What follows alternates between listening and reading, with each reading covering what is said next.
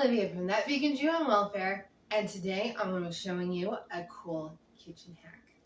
Have you ever been to a restaurant or maybe even a sushi place pre-veganism and you've seen a little carrot like that? And they're delicious. It's a perfect size. I love these. This is the way I prefer to eat carrots.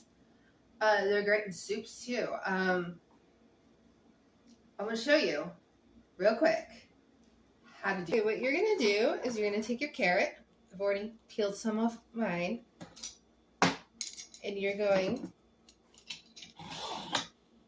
to do that with your peeler. You can use the peeler that's more like a stick. I just have this one. I love this one. But any peeler will do. There. Ready for a garnish, a soup, besides an avocado roll, maybe. There you go. That has been a hack from the kitchen of Olivia Strip Carrots.